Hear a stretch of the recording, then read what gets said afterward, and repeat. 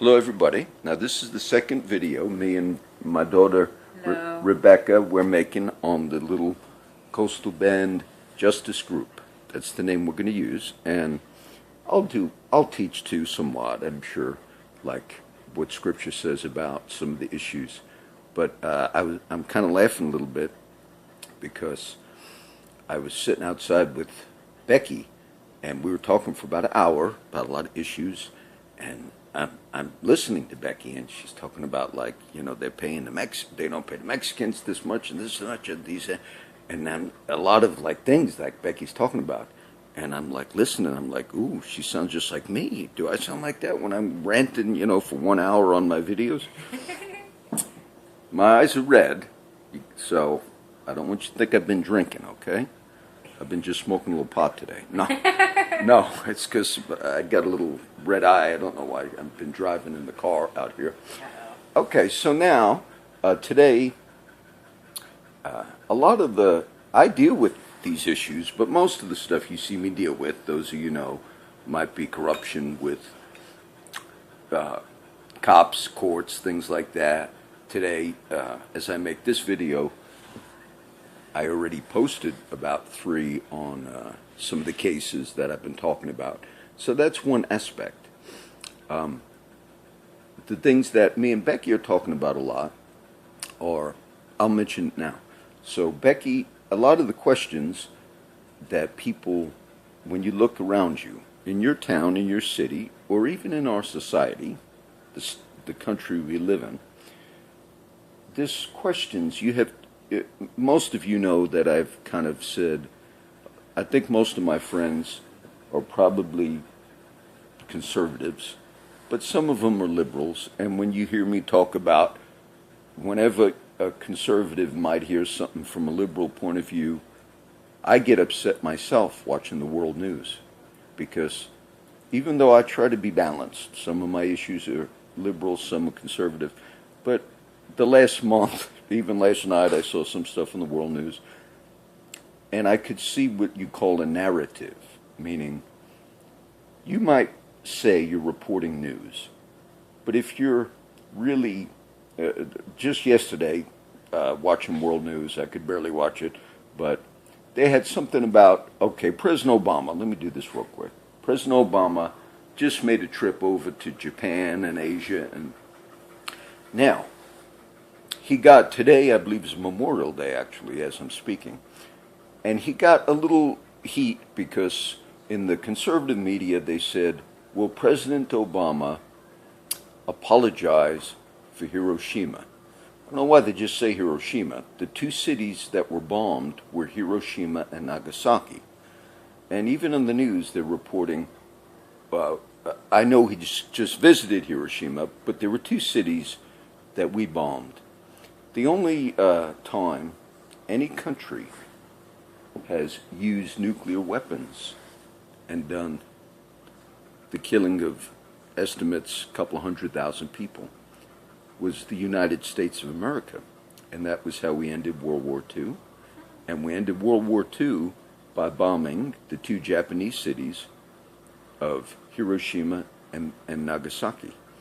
And the estimates that we killed on the initial bombing, in one city I believe was we said about 100,000 estimated were killed, the other city 80,000. Now, when we did that, and this would upset conservatives, and I'm hearing on the news right now the last few days, we should not apologize, because people were thinking President Obama is going to go and make this trip, which he just made, and they thought he's going to apologize for bombing those 2 Japanese cities. Now, he did not apologize. The trip did not go well, because when President Obama made it into Japan, the leader there that was on the stage with him rebuked him so harshly that you saw the president, I saw it last night, he was almost a little bit in shock. It's very rare to have a Japanese leader like that rebuke him. And what did he caught him off guard. We had a servicemen stationed in Japan because we have a military base in Japan. And he raped and murdered one of the Japanese civilians.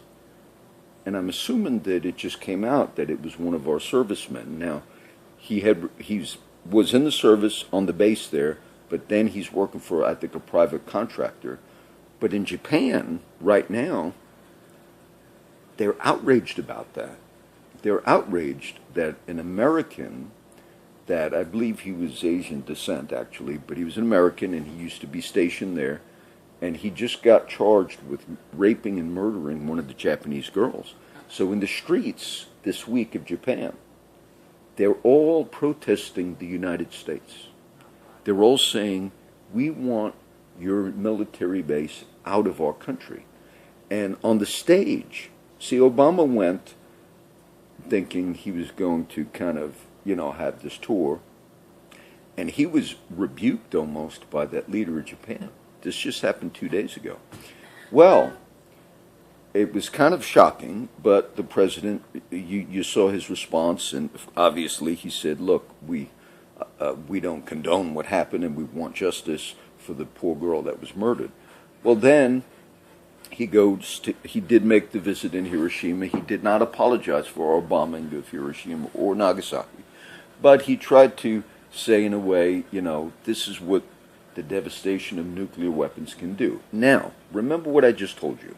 This might be a little history lesson. In the history of the world, the only time a weapon of mass destruction killed a few 100,000, 180,000, 60,000 initially, and then over the time of the radiation sickness of all the children that were killed from nuclear bombs, the only time that has ever happened is when we did that. Okay? The only time nuclear weapons were ever used in a war and on a mass scale of, you could refer to it as a weapon of mass destruction, was the United States. And most people in the United States, that's how the war ended, okay? That's how World War II ended.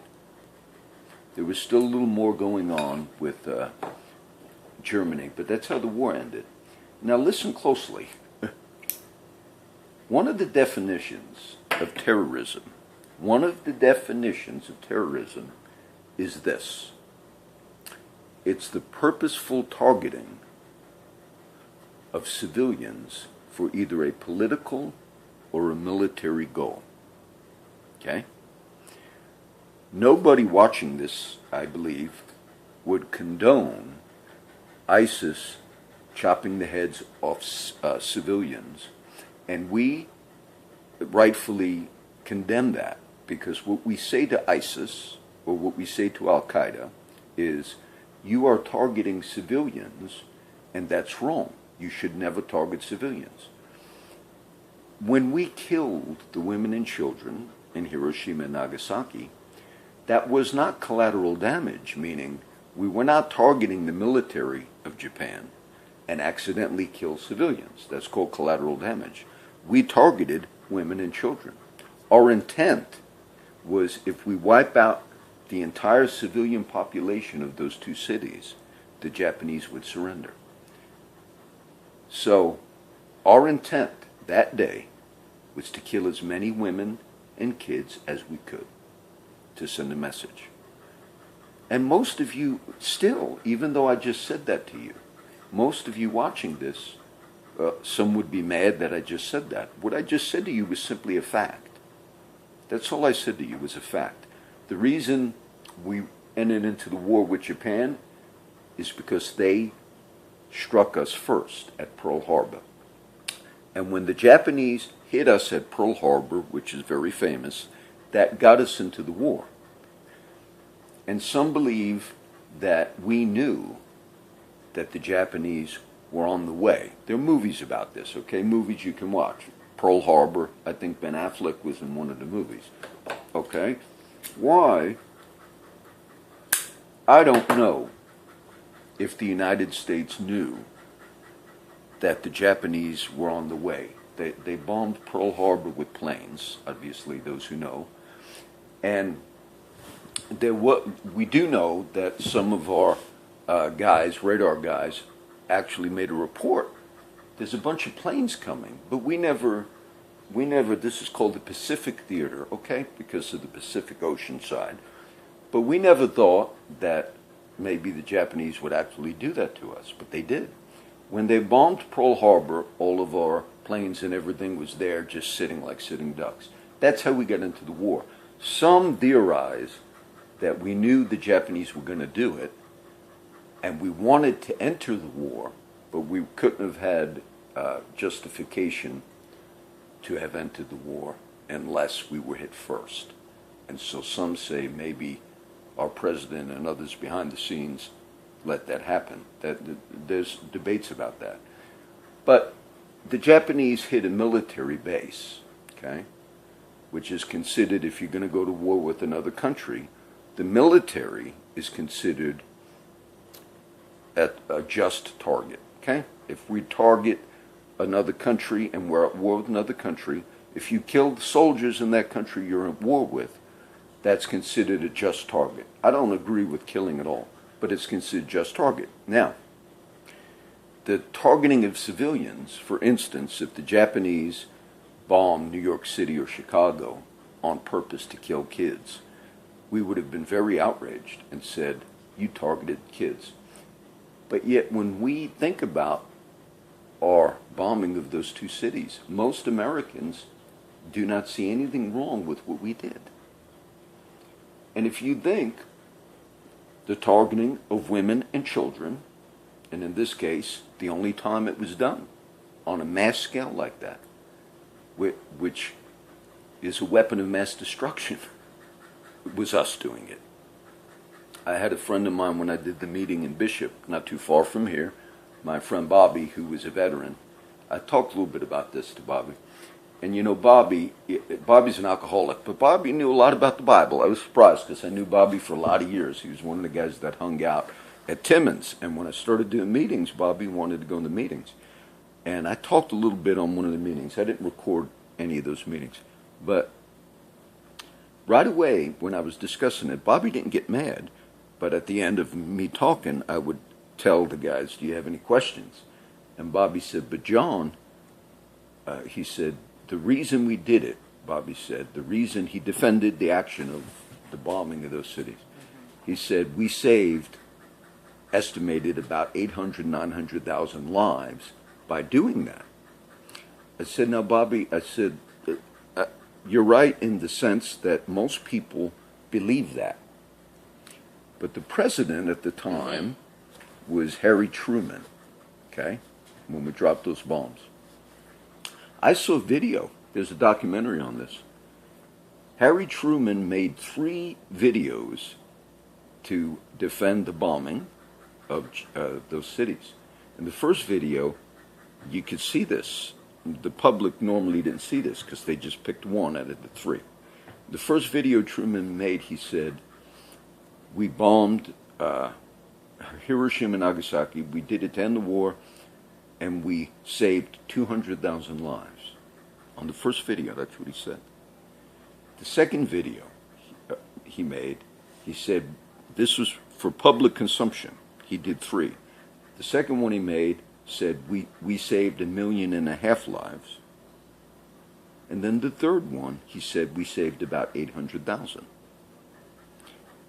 Well, if he said it was 200,000 lives we saved, why would he have made those other 2? That was for public consumption. And it's possible that the people that were in charge of what we were going to tell the public said, you know what, 200,000 lives being saved and us killing a couple of 100,000 women and children and men, civilians, that doesn't sound right. And he made those other 2. Now, my friend Bobby, all those years, believed that the bombing of those cities was justified simply because he believed that number. That was it. The number that I just showed you, there were 3 options that Truman could have used. So look how easily we're manipulated. I wasn't going to do a whole thing on that, but I did it. And so the president was just there, and things didn't go too well. And I also found it strange that during the tour, I believe he's still on the tour, Japan, Asia, and all, he also has been commenting on how all of the world leaders are very scared and very, if Trump gets in, he'll be a disaster and all. And I just find it ironic in the sense that what just happened in the Japanese visit, which was somewhat of a pretty disastrous visit of what I explained to you, all the other things going on, Saudi Arabia, all these other things going on, I don't think he should have even mentioned how all these world leaders are so afraid of Trump. Our foreign policy is about as bad as it has ever been in many, many years. So we just got into that a little bit. All right, the story, one of the things me and Rebecca were talking about was, what about when you look at the average plight of the average worker? Oh, here was a joke. You got to have a joke. I know you guys watch these for my jokes. Becky said, like, for instance, if you go into Mexico and you have all those little kids on the side of the road, Dad, and they're squeegeeing your windshields for 5 cents, you know, that's a travesty. And I said, it is, especially when it's me, because I tried to Jew them down to 2 cents. But the question, what about things like that? What about poverty and all? Becky was talking a little bit about inflation. Okay, why do we have inflation? I had an article at the house that I cut out of the corpus paper, and I forgot to show it to you all the other day. But it showed the printing. Here in Texas, we were printing Fort Worth. It's a printer printing one of the Federal Reserve, our banking system. They were printing hundreds of thousands and millions of dollars and just showing it on a news article. Now, I've been talking about this for a few years. When our country pumps, I think it's 80 billion that we were pumping in. I think it's about that much. We were putting new money into the system. When I was looking at, I wanted to show you the picture of the money being printed, because if I held it in front of you and it showed all the coming off the print press, hundreds and hundreds and hundreds and hundreds, and I would have said, why do you think they're printing that money? Do you think they're printing that money because they're replacing all the old bills? No. That's money that we're just putting every month into the system, okay? That's not replacement money for bad dollar bills. That's new money. How could we do that? Because the world's currency is the US dollar, okay? That's the default currency. Now, the IMF was going to change that. The International Monetary Fund with Christine Lagarde, they were going to change that, and we're going to go to a world currency that's going to not be the backup currency, which is the US dollar. The reason we can print all that money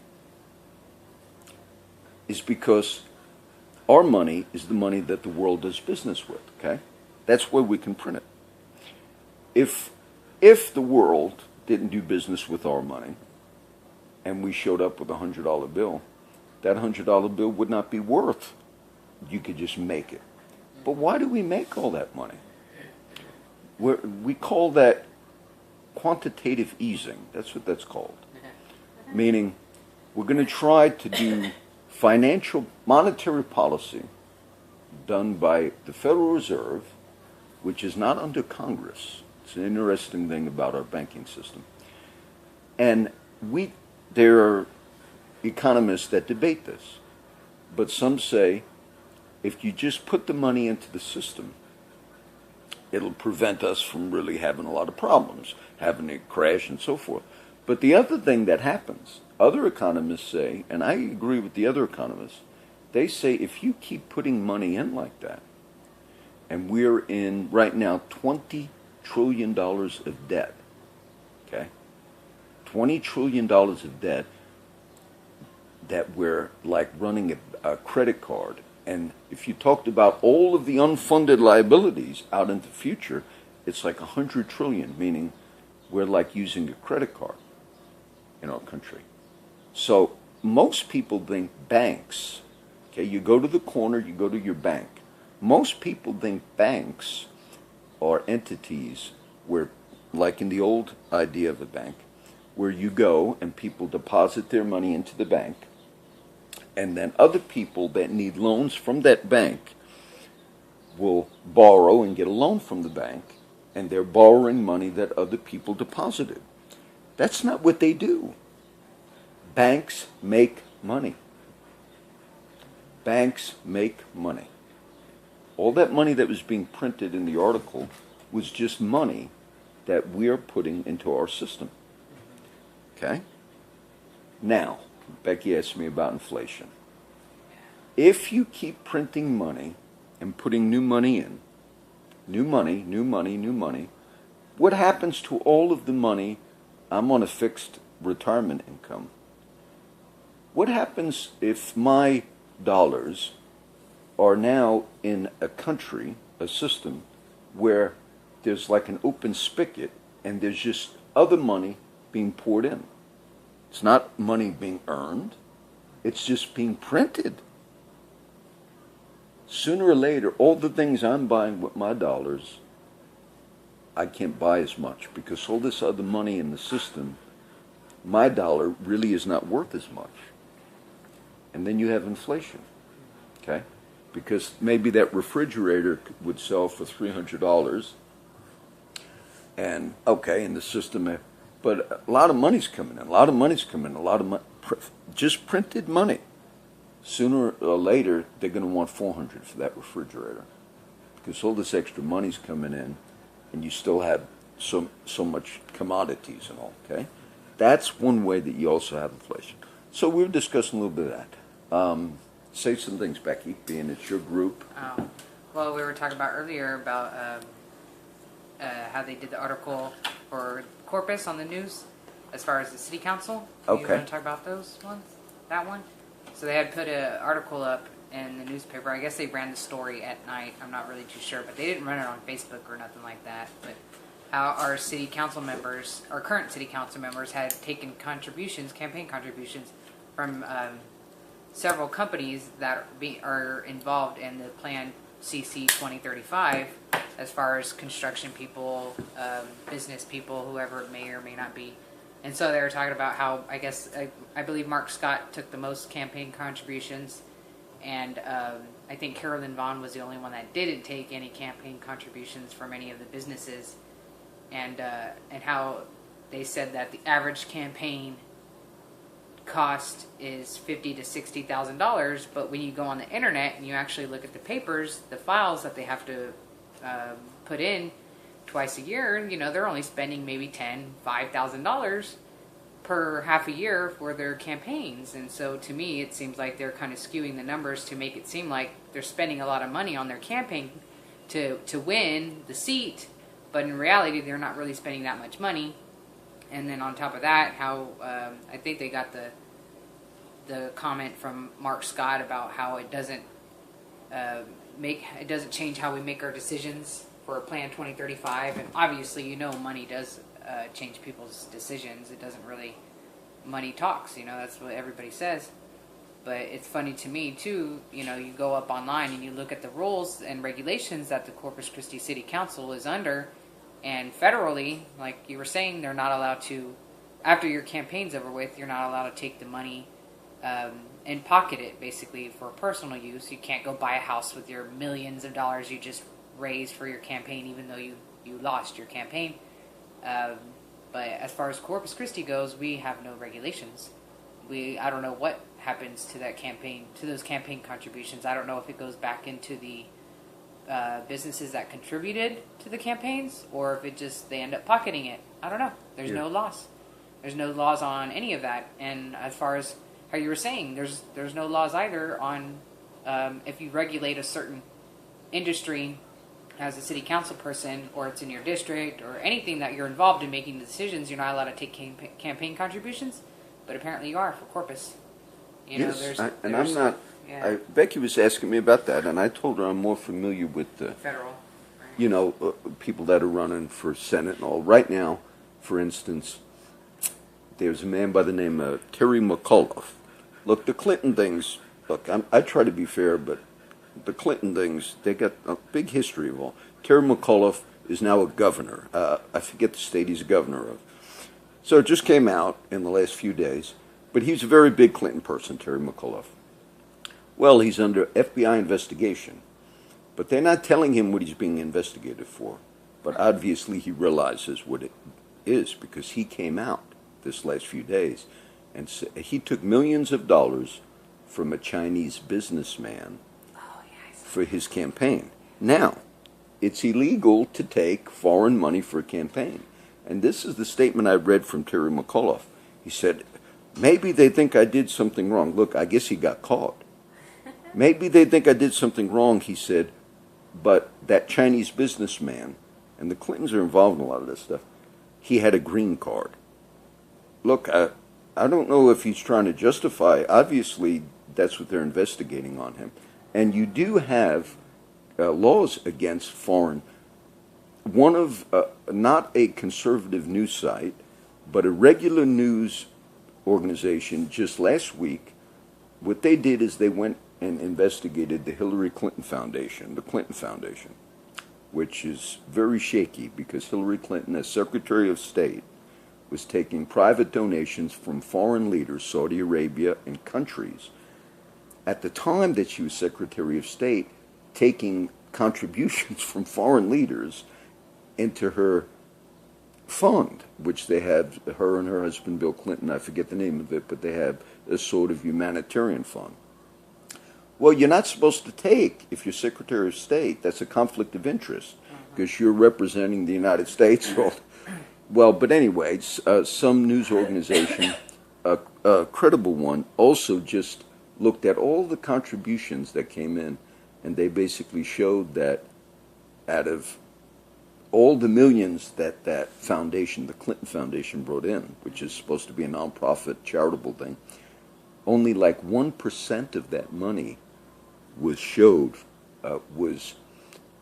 they only had showing about 1% of that money where it went, which is very low percent. And it seems as if that there's some, and the Terry McAuliffe guy, of course, was just involved in, and they're all the same. They all do a lot of this. So I was telling Rebecca that nationally, Senate campaigns, governors, and all these types of things, there are regulations on all this. I'm not real familiar how cities themselves do this, like what the limitations are in cities. I know, I was telling Rebecca, county commissioners, they get, I forget what their salaries are, but they're close to $100,000 a year. And city commissioners, like in Kingsville, our city commissioners, when I was there at the firehouse, they only made like $2,000 a year. And the county commissioners for Clayburgh County were making like $60,000 a year. And some of those county commissioner jobs are almost like a part-time job, or they almost do about as much as what the city commission does. But yet you have these particular jobs that people get into. And I know Lloyd Neal, who used to be our mayor and then became real influential in one of the county positions. But these people are making, you know, 80, 90, 100,000 a year. And some of the jobs are kind of like part-time jobs. Now, they play key roles in Corpus is trying to attract, if they could fix, you know, all the other things you hear me talk about, they're trying to attract, you know, and any city wants to get economic development, and you're trying, we do have a deep water port in Corpus, which is, you know, a major factor, and the oil industry, though the oil industry is not doing good right now. So you try to get companies in. And if a certain industry feels, look, I'm going to support a commissioner or a leader because I know that that leader, that commissioner, that representative is pro-business, not anti-business. You might have legitimate companies or lobbyists, not always crooked, that would say, look, this person is, you know, a pro-business leader, therefore I'm going to contribute to him. It's not always corrupt when that's done. The hypocrisy right now is Hillary Clinton has made speech after speech after speech to Wall Street and all these other things, getting $250,000 for 1 hour speech to Goldman Sachs and all these companies, many on the independent or many on the more liberal side are against that. That's what they criticize the Republicans for. You're getting all this money from, and Hillary Clinton's trying to make the argument, even though I've made millions and millions and millions to all of these, Goldman Sachs and all, she says, I assure you, I'm going to be real tough on Wall Street and all. Look, that argument is not making any sense because obviously those people are not paying her $250. She's not a good talker. She screeches. She's kind of whiny. I mean, most people, to be honest, if you're an honest opinion, she's not a very good campaign lady. So these other people, the foreign countries that were contributing to the Clinton Foundation, look, those foreign companies, Saudi Arabia and all, millions and millions and millions, they don't need to go all the way to a Clinton Foundation if they want to do charity. They have a lot of money. They can do it on their own. So obviously they do those things to gain influence. But in a local level, I think at times it could be not always corrupt to take the money. If you're supporting a certain candidate in an area and you know that candidate is pro-business and you want that oil industry or whatever to succeed and you're in the oil industry, and then there's a Democrat that's a real big environmentalist, which also is a legitimate concern, environmentalism. But that pro-oil guy, sincerely wanting his business to do well, might just can't give the money. We'll just give the money to the pro-business candidate on the Republican side. He's not going to give it to an Elizabeth Warren. That's an example. He's not going to give it to somebody that is openly saying, look, we're going to fight business. Bernie Sanders, do I agree with Bernie Sanders on his politics? No, I don't. Because socialism means well, but socialism has failed. But on the conservative side, we just assume, because socialism failed dramatically in the fall of the USSR, we just assumed that meant capitalism would be the winner from here on out. Capitalism is not necessarily winning. What I just explained 20 minutes ago or 10 minutes ago about all the money we're putting in, that system of putting all that money in quantitative easing is trying to say maybe we can prevent our own collapse. And some people believe that we are headed for a pretty big collapse. I believe in the world affairs and the world things, Russia and China and the things that I've been talking about. I believe just in that area alone, there's going to be huge, huge things going to go on in our world. But I also believe that you cannot have any business or government or your own income. You can't operate out of a huge amount of debt. Okay, you can have some debt, which would be considered acceptable, like mortgage or whatever. But if you have way too much debt, and if you look at the numbers in our country and compare that and say we have $20 trillion of debt and over about $100 trillion of money that we have to pay out in the coming years, that's called unfunded liability. That would be like if Becky had a $1,000 car payment, a $1,000 payment on the house, $1,000 payment for taking care of the property, $1,000, and if all her income was maybe $100 a month, and the way she was doing all that was credit cards, that you collapse. That's what we're doing with this debt. And so we're in a problem. So capitalism is not necessarily doing it either. Let me mention a few little verses being got it on. In the Bible, I'm talking a little bit on some of the other videos you get before this one, a little bit on Thessalonians. I forgot to mention one verse. I'm trying to hit the highlights of these letters of the New Testament.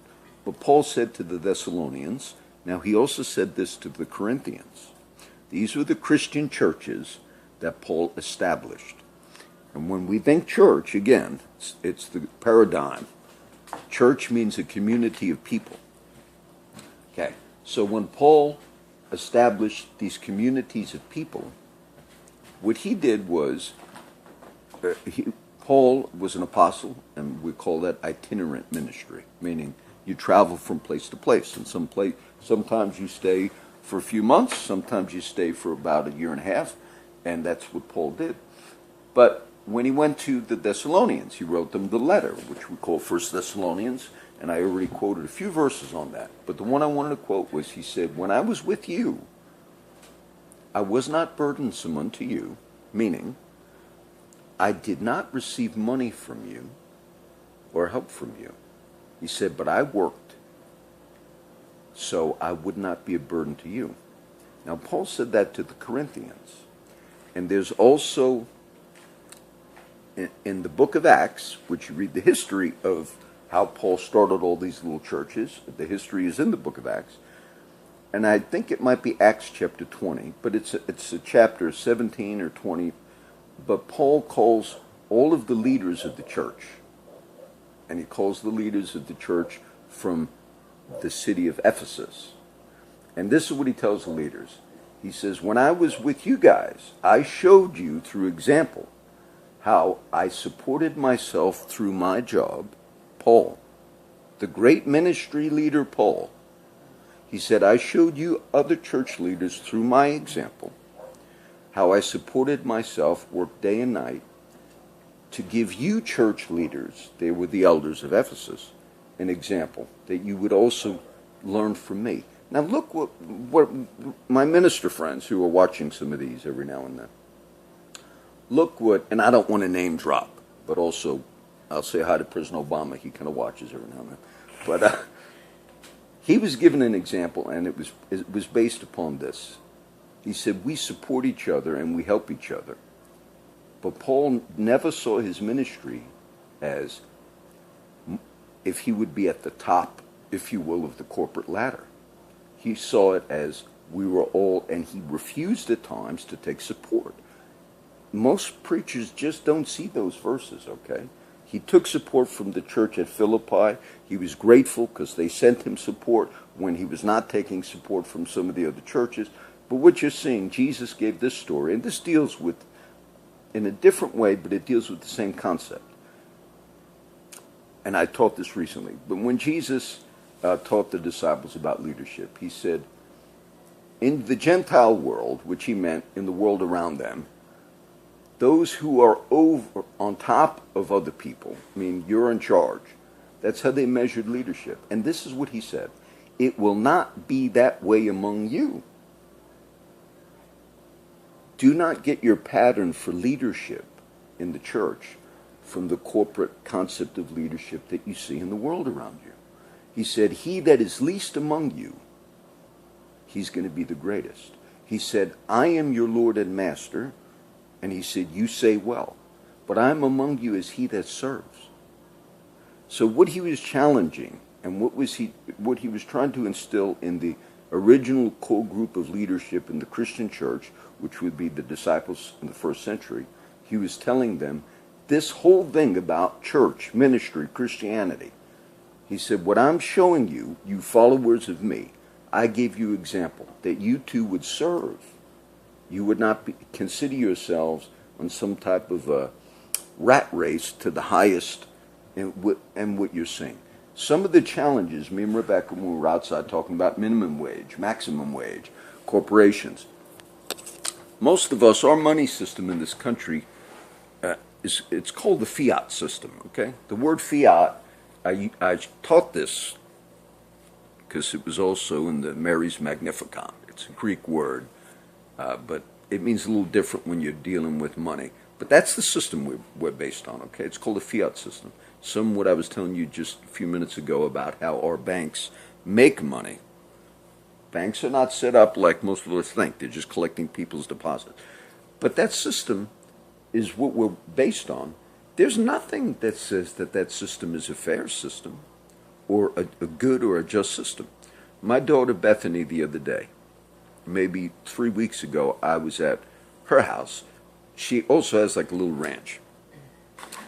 And Bethany, and maybe Rebecca also believes this, but Bethany said, you know, Dad, the population of humans on the earth is too much. Now look, I've been around for a while, so I know the various views and how people get these views.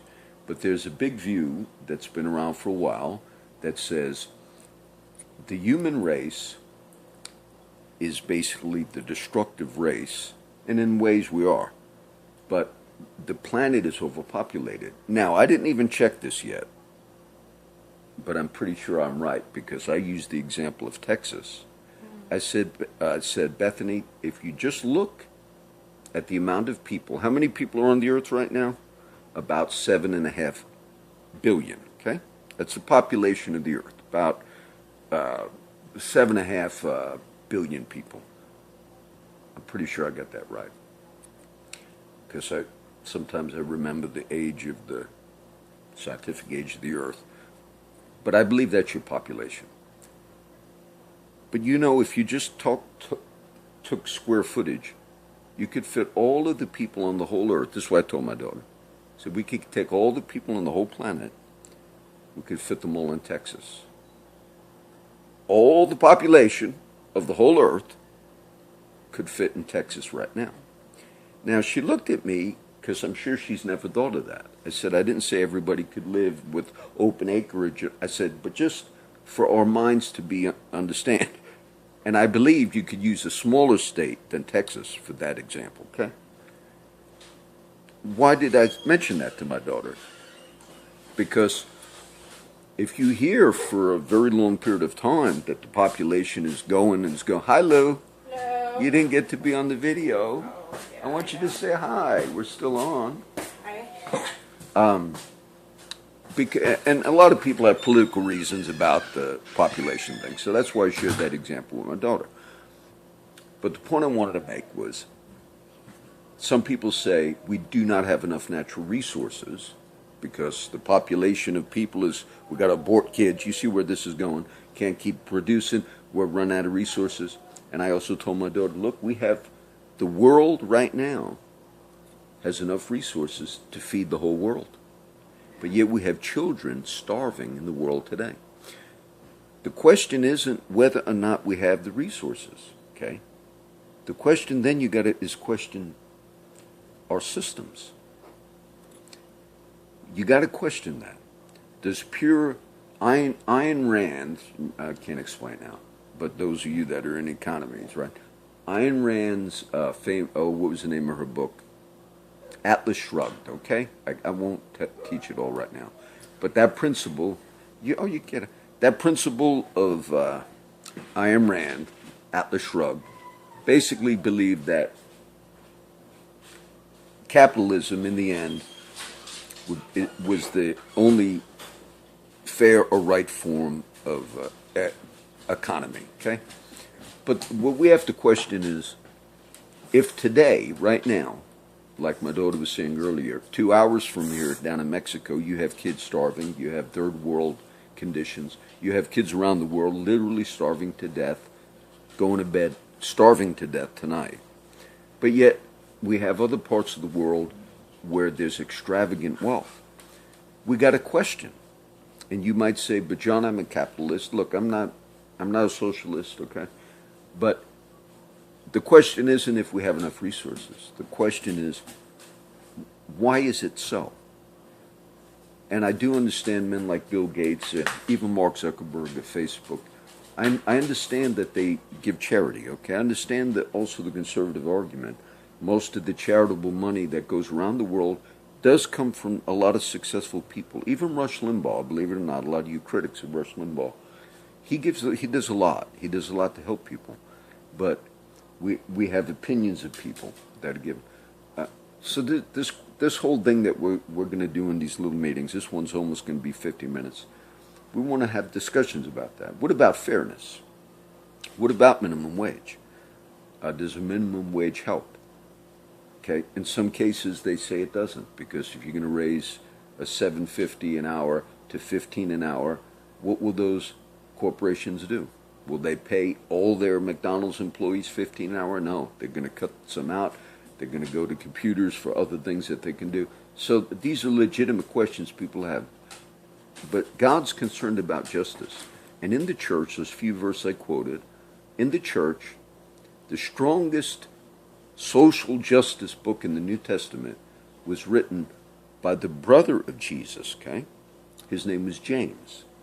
That was not the disciple James, but that was the brother of Jesus by the name of James, who did not convert until after the death and resurrection of Christ. And he became influential, this James. He became one of the main leaders of the Church of Jerusalem in Acts chapter 15, and he wrote one letter in the New Testament called the letter of James. That is the strongest anti-corporate wealth rich man letter than you will find in any of the New Testament. And James says, "Woe unto you rich." He says, "You're like fatted sacrifices. Judgment day is coming." He says, "The money of the workers that is held back by you by fraud is going to testify against you at the judgment, and it's going to eat up your flesh." This is the brother of Jesus writing that one letter. He says, you despise the rich, you despise the poor, and you treat the rich in a special way. He says, you're hypocrites. Why is James so strong? You know, we don't have all the words of Jesus written in the New Testament. You say, John, that's heresy. No, Jesus said a lot of words that are not written in the New Testament. In the last Gospel of John, it says, many other things Jesus did which are not written in this book. But these are written that you might believe that Jesus is the Son of God, and that believing you'd have life through his name. So all of the people that want to find, what are the other sayings of Jesus? You know, I teach about the Gnostic Gospels and all this, and the reason a lot of people are looking for these other books, did Jesus say anything else? Yes, he did. You want to know the things that we don't have recorded? Read James' letter, because he was Jesus' brother. And he heard Jesus and was with Jesus more throughout his life than all those other disciples. And James was the hardest on, if you will, corporate greed, cheating the worker, unfairness. This is called, in the field of theology, this is social justice teaching. That comes from liberation theology, is kind of what it's referred to. I talked about that recently. So some of these issues we're going to talk about. And when you have corruption in top places, and corruption in government, that brings oppression on people below them, okay? And a lot of people are questioning things in our day, in politics and a lot of things. But what we want is fairness for people. And a lot of my Christian friends say God is not fair. I understand that argument. But what we want in society is an aspect of the kingdom of God that benefits other people. In the Old Testament, for all my capitalist friends, and I'm somewhat a capitalist, in the Old Testament, when God instituted the economy of the nation of Israel, they were producing, okay? You have farm right down the street here, full of corn. It's pretty when I drove in. But God gave a requirement to the nation of Israel. He said, when you plow your fields, God said, leave the corners unplowed. Don't take all the corn out of that field. Don't take everything out of that field. God said, you leave the corners alone. It's for the poor of the land. Listen to me. That's a type of welfare right there in Scripture. Do you understand that? The farmer could have said, wait a minute. I don't want that poor guy stealing the corn from the corner of my field. But that was God saying that. Do you understand? God said, you cannot take all of the stuff out of your field. You leave that for the poor. That's intended for the poor. So even in Scripture, this is why a lot of conservatives, I understand that view, but from the Christian perspective, we got to have some balance.